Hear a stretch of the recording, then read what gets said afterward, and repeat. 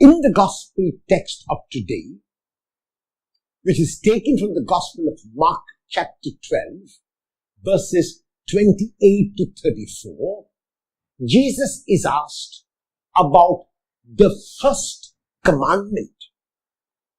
And it is a legitimate question. It is a valid question. It is a correct question, because in the first reading of today, taken from the book of Deuteronomy, Moses gives the people from God one main commandment, that is to love God with all one's heart, with all one's might, with everything that one has. That is the commandment.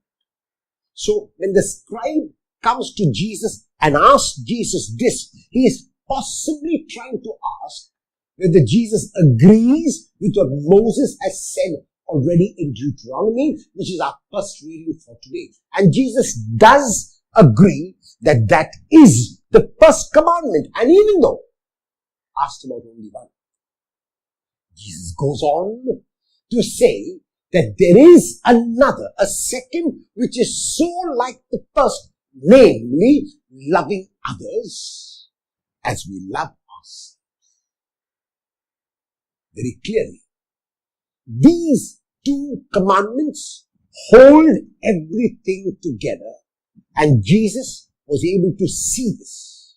This was not novel on the part of Jesus, because other rabbis at the time of Jesus would also teach love of neighbor, but to place them on the same level was radical, was novel, was revolutionary. In other words, very clearly, as far as Jesus was concerned, love of God could only be manifested in its most intimate way when you loved others as you loved yourself.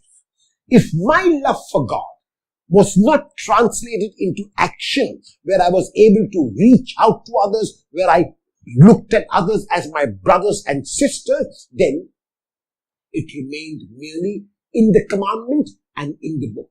So even though Moses invites the people to show that they are an intelligent people, to show that they are a holy people, to show that they are a people who are people of God by obeying God's commandments, what Moses in the final analysis commands them to do is to love God.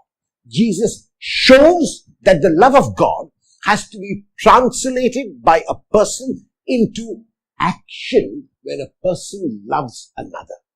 So even though the scribe is very clear about the requirement of one commandment, Jesus educates the scribe, Jesus teaches the scribe that no one can stop only at that commandment, and every one of us has to move on.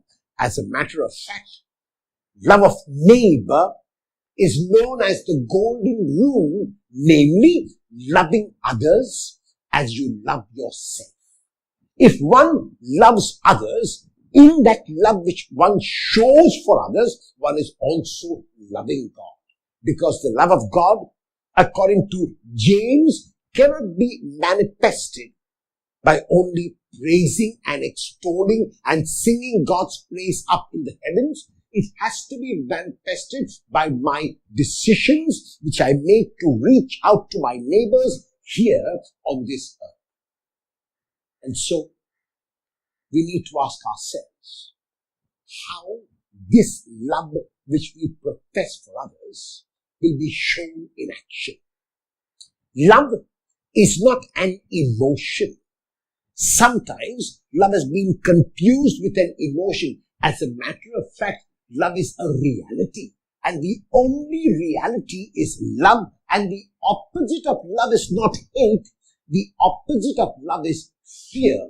When John tells us in his first letter, chapter 4, verse 18, that there is no fear in love, but perfect love casts out fear.